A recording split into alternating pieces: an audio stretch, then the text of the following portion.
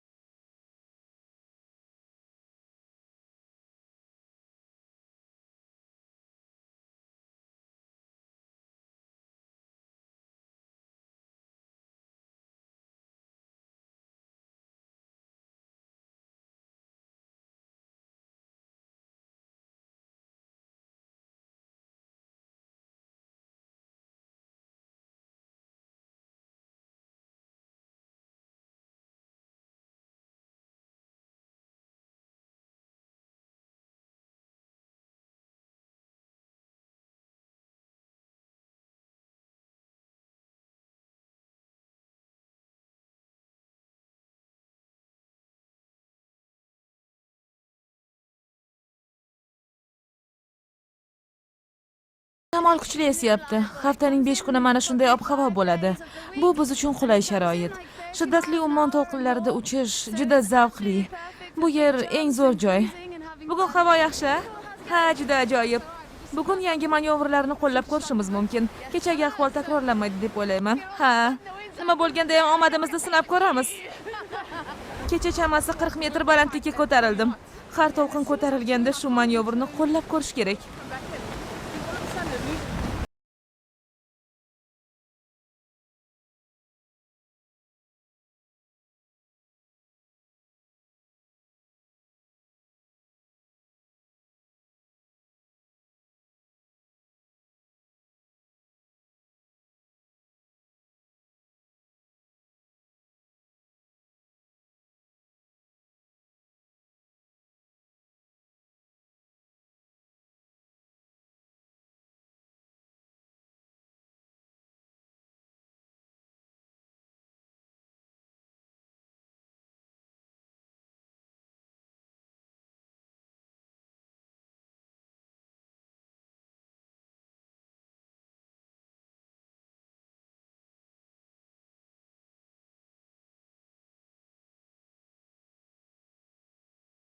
Bandargoh bo'lgan. Hozirda esa bandargoh aholining va sayohatchilarning hordiq chiqarishlari uchun ko'ngilochar maskanga aylantirilgan. Cape Town Janubiy Afrikada eng hayratomuz va g'aroyib sarguzashtlarni boshdan o'tkazish uchun nihoyatda mukammal hududdir.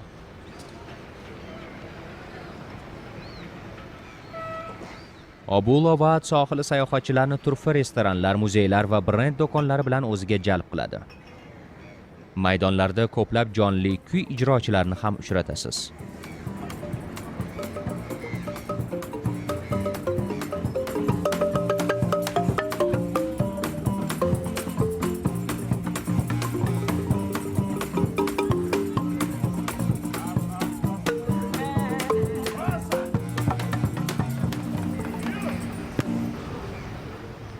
Victoria va Albert Waterfront sohilining eng ko'zga ko'ringan yana bir diqqatga sazovor joylaridan biri bu ikki ummon akvariumidir. Sohilda dengiz mushuklari yashaydi. Akvarium ham shundoq sohil bo'yida joylashgan.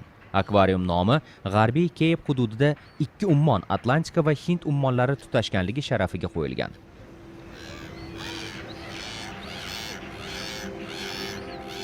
Akvarium o'zida G'arbiy Cape hududining beqiyos va g'aroyib suvosti hayvonot hamda nabotot olamini mujassam etadi.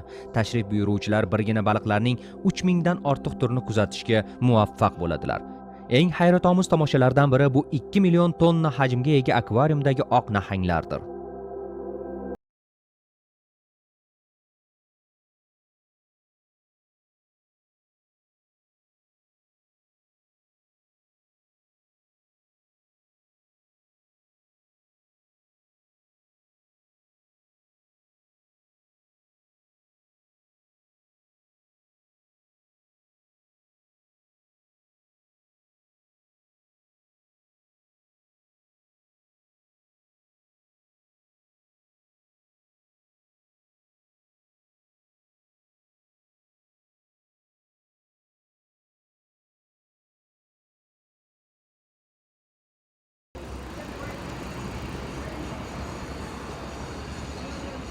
Yana bir joy Waterfront sohiliga sayohatchilar oqimini ta'minlab turadi.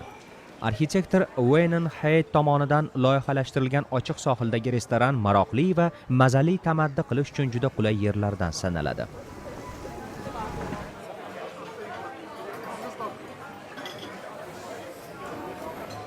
Restoran ish boshqaruvchisi Sealam Samdu o'zini eng baxtli odamlardan hisoblaydi.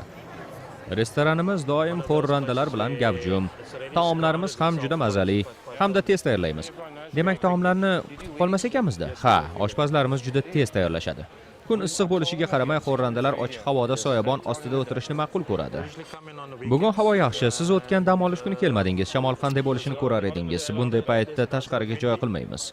Ha, buni juda yaxshi bilaman. Ummon suvlari ham kuchli to'lqinlanib, qirg'oqlarga uradi. Yo'g'i, qirg'oqlargami? Ha, juda ham kuchli. Tushunarli. Cape Towndan janub tomon yurar ekansiz, mana bu go'zal tog'lar diqqatingizni torta boshlaydi. Kursi tog' tizmasi hammasi bo'lib 18 ta turli kattalikdagi va balandlikdagi tog'lardan tashkil topgan.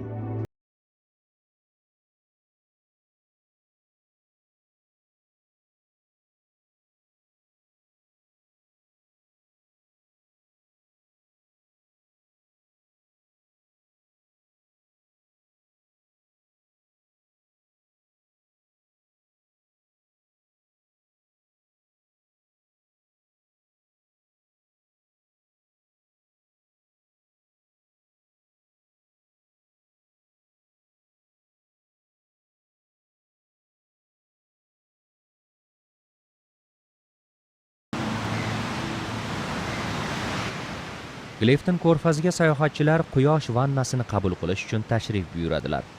Sohil sayohatchilar, dam oluvchilar, sohil ishchilari va surferlar bilan doim gavjum bo'ladi. Yoz mavsumida cho'milish havzalari sayohatchilarni ohanraboday o'ziga tortaveradi.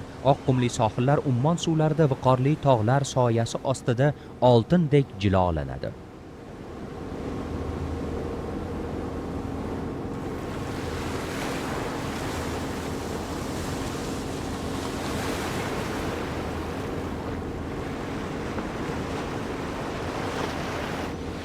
Ko'rfaz shuningdek osuda muhiti bilan ham ajralib turadi.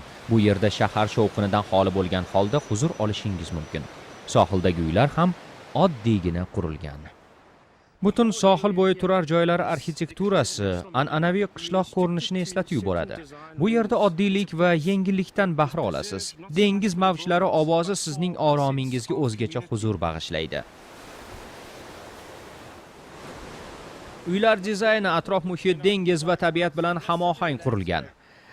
Dengiz bo'yida haqiqiy hordiq olish uchun uylar qanday bo'lishi kerakligi namoyish qilingandek go'yo. Mana bu uyga razm solsangiz birinchi qavati toshdan qurilgan. Bu xarsang sohil qoyalaridan olingan.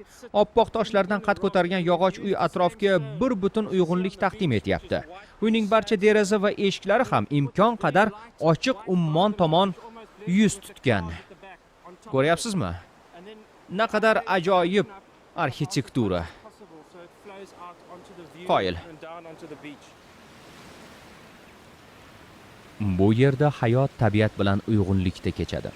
Jonli tabiat qo'ynida yashash kimga huzur baxsh etmaydi deysiz?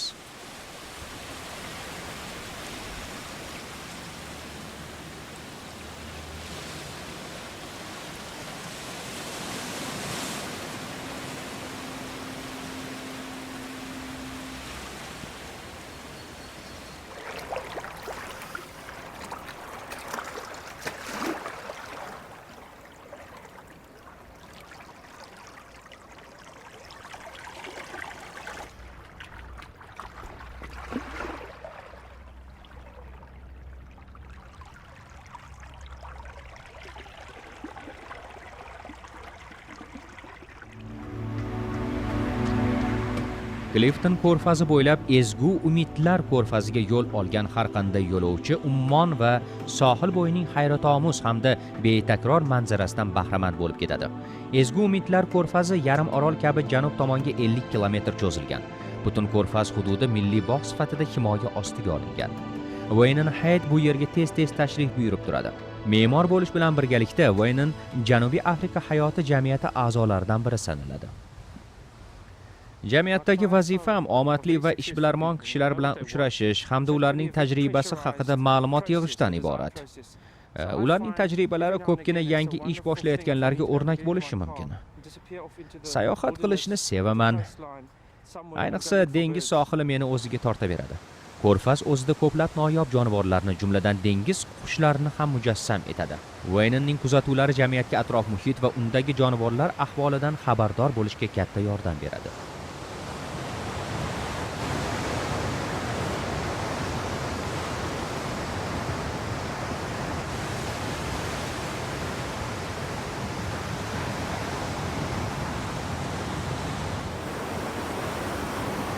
Dengiz qushlari men uchun hayratomuz jonivordir.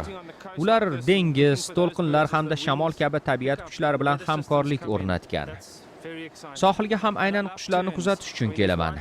Chin ma'noda qushlar shaydosiman. Sizga ajoyib bir qushni ko'rsataman. U Afrika mollyuskalarini tutuvchi nihoyatda noyob qush, yo'qolib borayotgan jonivorlar sirasiga kiritilgan. Uni tabiatda kamayib ketishi sabab tuxum qo'yish jarayoni tobora xavf ostida qolayotganidadir. Chaqalaylar kabi qushlar ular qo'ygan tuxumni yeb ketadi. Ammo shunda ham ular o'z turini saqlab qolishga erishyapti. Bu yaxshi albatta.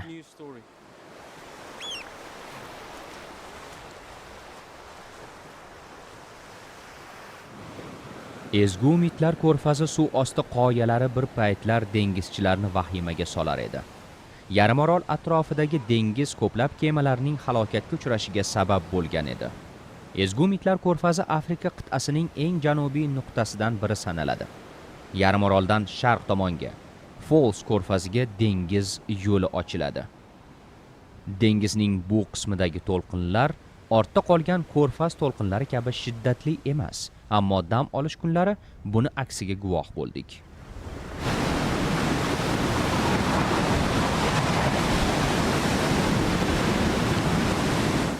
Bunday ob-havoda baliqchilar kemalari ham qirg'oqdan uzoqlashmay turibdi.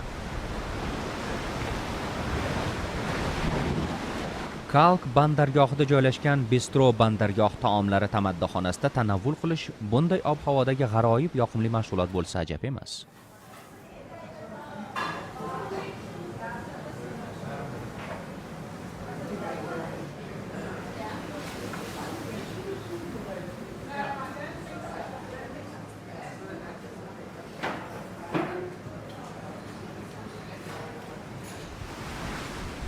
Falls ko'rfazi Boulder sohili Afrika pingvinlari makonidir.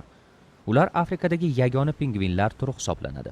Bu qushlar kamayib borayotgan jonivorlar qatoridan joy olgan, chunki oxirgi paytlarda katta yuk tashuvchi kemalardan oqib ketayotgan neft pingvinlar sonini keskin kamayishiga sabab bo'ldi. Boulder sohilida esa pingvinlar milliy qo'riqxona himoyasi ostiga olingan.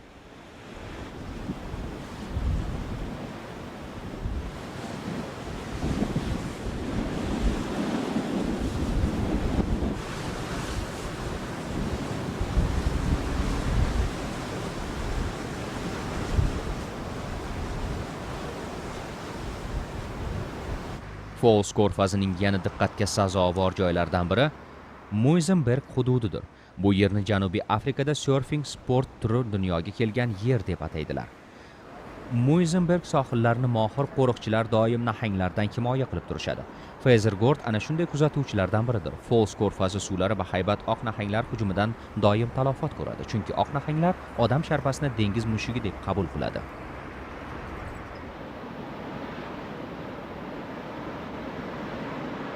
Men maxsus ko'zoynak taqaman. Ular menga ummonga chuqurroq nazar solishimga yordam beradi. Bu ko'zoynaklarda ummon suvini yanada tiniqroq va chuqurroq ko'rasiz. Ko'zoynagim Polaroid oynali. Ular bilan dengiz tubini aniqroq ko'raman. Shu bilan birga ular meni ko'zimni yorug'likdan himoya qiladi. 5 soat tinmay ishlash natijasida ko'zlaringiz toliqishi mumkin. Oq nahanglar bo'lishiga qaramay, Muizenberg gavjum sayohat hududi sanaladi hamda xalqaro surferlar jam bo'ladigan yerlardan hisoblanadi. Sohil yonidagi kichik orolda dengiz mushuklari makon topgan. Shu sababli sohil bo'yi oq nahanglarni jalb qilaveradi. Nahang kuzatuvchilarni esa doim sergak bo'lishga chorlaydi. Surfer Gelderblum shu jamoa vakillaridan biri. Surfing mavsumi boshlangach bizning ishimiz ham ko'payadi. Har 50 metrga bittadan kuzatuvchi qo'yiladi. Bir kunda 5 marotaba navbatchilikda turishga to'g'ri keladi. Haftada dam olish kunlarisiz ishlaydigan paytimiz ham bo'ladi. Ko'proq sohil bo'yi sayozliklari xatarli bo'ladi. Shu yerlarni qattiq nazorat ostiga olganmiz. Sohilga kelganingizda kuzatuvchilar joyiga o'rnatilgan baland bayroqqa doim ahamiyat qaratib turishingiz kerak bo'ladi. Qora rangli bayroq dengizni ko'rish imkoniyati pastligini va nahanglar bilinmay qolishini anglatadi. Ammo shunda ham Muizenberg oilaviy hamda ommabop hordiq chiqarish joylaridan biri bo'lib qolaveradi. Bolalar, qani meni yonimga to'planinglar-chi. Afsonaviy surfingchi deb tanilgan Gans Koller sohilning o'zida joylashgan surfing maktabiga asos solgan. Suvga tushganingizda bir-biringizni xoli qo'ying, cho'milayotgan odamlar yoniga bormang, bir-biringizga to'qnashib ketmang, o'zingiz uchun kichik hudud yaratib oling. Surfing paytida ko'p o'ylashga harakat qilmang, faqatgina suzish taxtasiga e'tibor qaratmang, kelayotgan to'lqinni tutib olishga harakat qiling. To'lqin kelganida mana bunday ko'tariling. To'lqin o'tgach yana suzing. To'lqin kelganda yana ko'tariling. Agarda katta to'lqin kelayotganini sezsangiz turmang, taxtaga yotib to'lqin ichidan o'tib ketishiga harakat qiling. Payt kelganda turing va chap qo'lingizni oldinga qarating. Qo'l sizga juda ko'p imkoniyatlarni beradi. Muvozanatni saqlaysiz, to'lqindan yuzingizni himoyalaysiz, taxtaga urilishdan saqlaning. Hech biringizni jarohat olishingizni istamayman. Qani suzish taxtalarini olamiz, chaqqon bo'lamiz.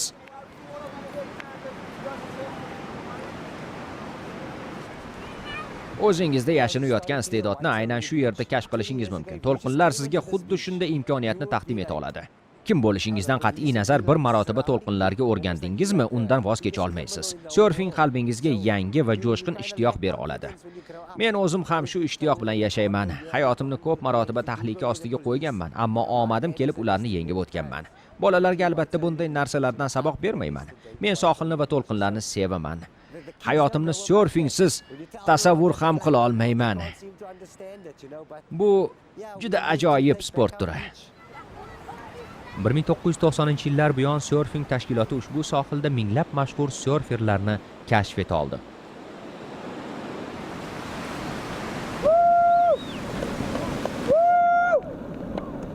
Barakalla, yaxshi, orqaga qayting.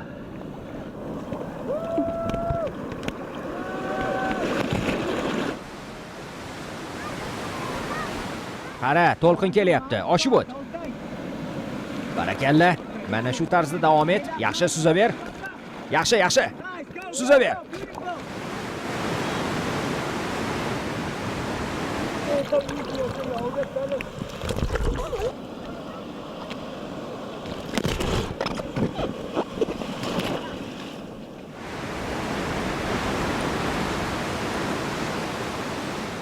Mana bunday rang-barang uychalar esa Muizenberg sohilining tashrif qog'ozidir. Ezgu Umidlar ko'rfazdan 250 kilometr uzoqlikda Afrika qit'asining eng janubiy nuqtasi hisoblanmish Aglhas ko'rfazi joylashgan. Bu yerga kelgan odam o'zini dunyoning eng chekkasiga kelganday his etadi. Dengizchilar bu hududni chetlab o'tishga harakat qiladilar.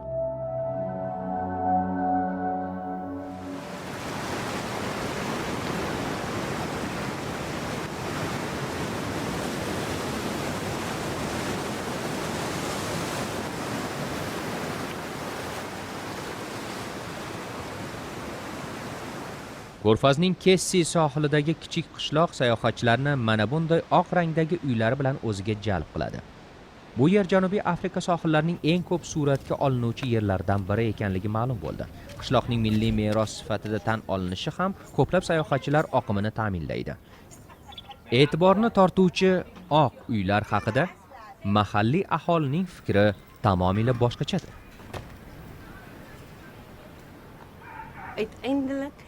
Otam bu uylarni tilimizda etandelik deb atardi. Bu axiyri tugallandi degan ma'noni anglatadi. Chunki bu uyni qurishga juda ko'p vaqt sarf bo'lgan. Bu uyda 17 yildan beri yashab kelamiz.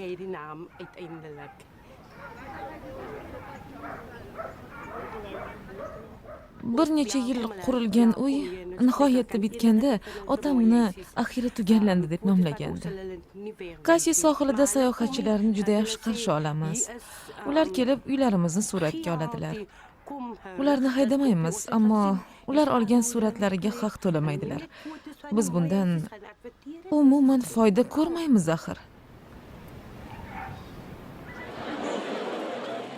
Cape Town irqlar va madaniyatlarning aralash o'chog'idir.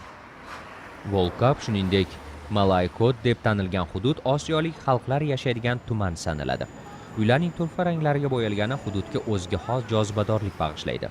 Qadimda shahardagi bandargoh esa Victoria va Albert Waterfront bandargohidan keyin turuvchi ikkinchi yirik kemalar to'xtash joyi bo'lgan. Bu yerdagi aholining aksariyati musulmonlardir.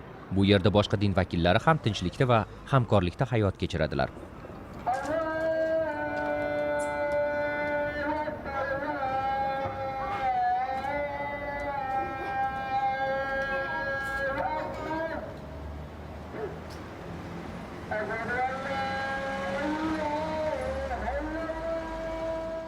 Jurnalist Oysha Ismoil shu yerda tug'ilib voyaga yetgan.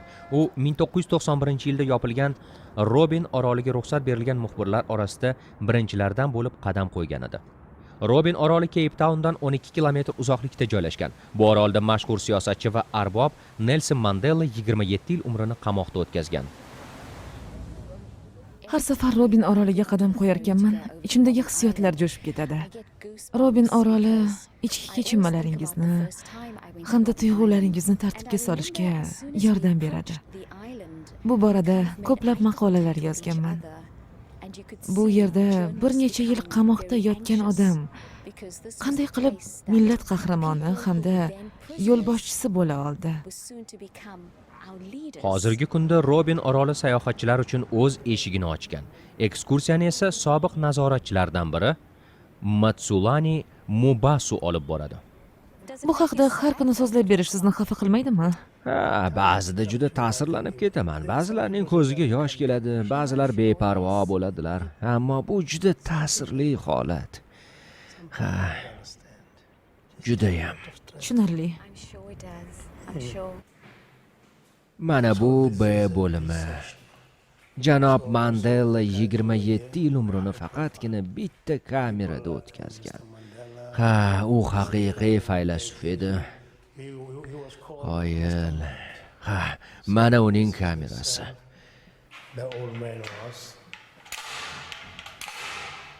Kamera ichi deyarli o'zgarmagan. Faqatgina eshiklari bo'yalgan xolos. O'sha paytlari yo'lakka qaratilgan oyna tashqaridan yopiq holatda bo'lgan. Janob Mandelaning birgina imkoni tashqariga qaragan mana shu kichik deraza bo'lgan. Uni har safar mana shu tarzda turganini ko'rganlar. U shu holatda derazadan soatlab tikilib, o'ychan turar edi. Mana shu kichkinagina bog' uning butun umidlari va o'ylarining guvohi bo'lgan. Ba'zilar bu yerni ko'rib, hayratdan yoqa ushlaydilar. Qanday qilib hech narsasiz 27 yil umrni shu kamerada o'tkazish mumkin? Qanday qilib, Ammo Nelson Mandela buni yengib o'ta oldi. Ba'zan tunlar faqat uning kamerasida chiroqlar o'chmagan bo'lardi. U chuqur va teran fikr yurita olardi. Uning kamerasi kitoblarga to'la edi. Kameralarda umumiy chiroq o'chganida ham u tun yorug'ligida mana shu tarzda kitob o'qishni davom ettiraverdi. Kitoblar uni hayotda qolishiga sabab bo'ldi. U hech qachon umidini so'ndirmadi. U nafaqat o'ziga, balki atrofdagilarni ham yashashga, umidsizlik va chorasizlikka qarshi kurashishga yordam berdi. U hamma bilan yaxshi muomalada bo'lgan. Boshqalardan maslahatini ayamagan. U kitoblar yo'q bo'lib ketgandagina men o'laman, ungacha esa hayotda qolaman deb aytar edi. Mening vazifam tashrif buyurganlarga Mandelaning falsafasini chuqurroq anglatishdan iboratdir. Unga qoyil qolmasdan iloji yo'q. Sizga rahmat. Bugungi kunda Robin oroli UNESCO tomonidan dunyo merosi deb tan olingan. Shaharga tashrif buyurgan har qanday sayohatchi orolga kelmasdan qolmaydi. Orol va asosiy bandargohgacha bo'lgan suv yo'li 20 daqiqani tashkil etadi.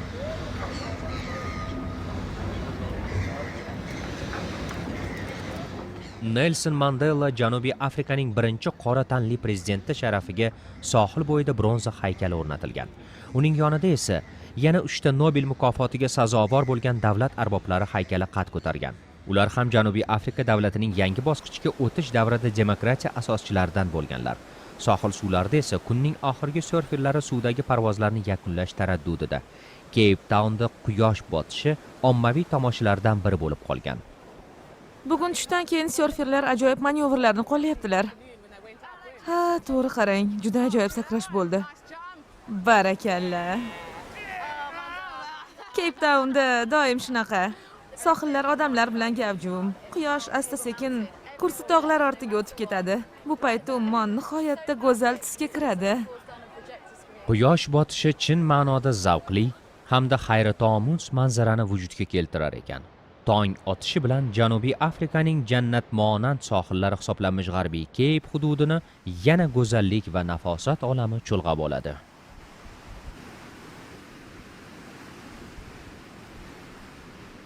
Film Dunyo bo'ylab telekanalida o'zbek tiliga o'girildi. Tarjimon Umida Akbarova, muharrir Dalmira Maqsudxo'jayeva, rejissyor Anvar Muhammedov, ovoz rejissyori Hojiakbar Bahromov. Unga Elbek Mirzohidov va Nargiza Sobirova ovoz berishdi.